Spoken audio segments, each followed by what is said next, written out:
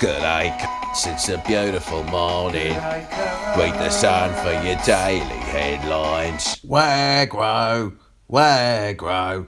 Becky leaks and Coleen has gone sleuth. Anyway, we'll come back to that, because that's clearly the big story of the day. Bigger even than Nanny's war on pie and bickies. And we haven't run with it, but the other big news is that Prince Harry looks absolutely amazing today. I mean, I can't see him, but he always does, right? Harry, if you're listening, I just think you're really neat.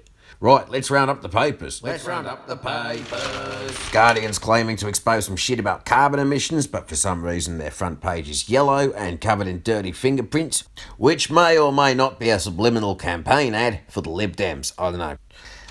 Those at the Mirror are going with Roo done it. A frankly pitiful effort compared to the stroke of sheer fucking genius that is waggro.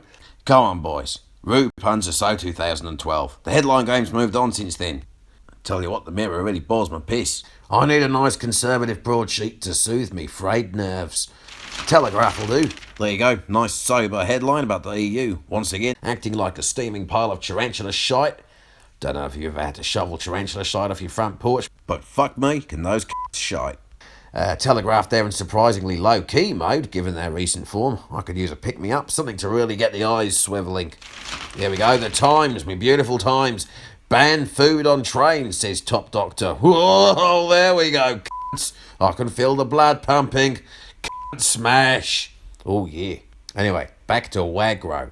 It's a situation I can really relate to, because for years now, someone I trusted to sit alongside me beautiful son, Read the Sun, cunts. On newsagents' shelves, has been consistently stealing our stories and sometimes even our headlines. I had my suspicions, so to try and prove it, I planted a series of traps, so fiendish in their intricacy and execution that frankly it would take all day to explain it to you. Long story short, it's the Daily Star.